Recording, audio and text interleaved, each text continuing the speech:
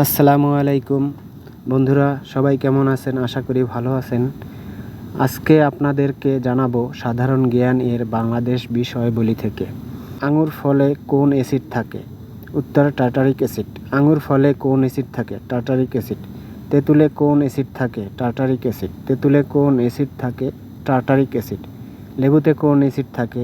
উত্তর citric acid. লেবুতে কোন acid থাকে? Citric acid. আনারসে কোন অ্যাসিড থাকে? Citric acid. আনারসে কোন অ্যাসিড থাকে? Citric acid.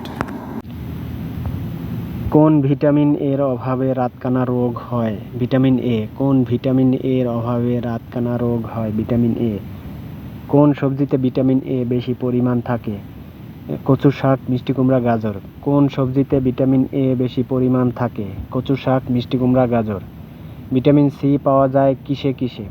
কমলা লেবু, লেবু, আমলকি, বাঁধাকপি, টমেটো। ভিটামিন সি পাওয়া যায় কিসে কিসে? কমলা লেবু, লেবু, আমলকি, বাঁধাকপি, টমেটো। বাংলাদেশের সবচেয়ে গভীরতম ও দীর্ঘ নদী কোনটি? মেঘনা। বাংলাদেশের সবচেয়ে গভীরতম ও দীর্ঘ নদী কোনটি? মেঘনা। মুক্তিযুদ্ধের সময় বাংলাদেশকে কয়টি সেক্টরে ভাগ করা হয়? 11টি।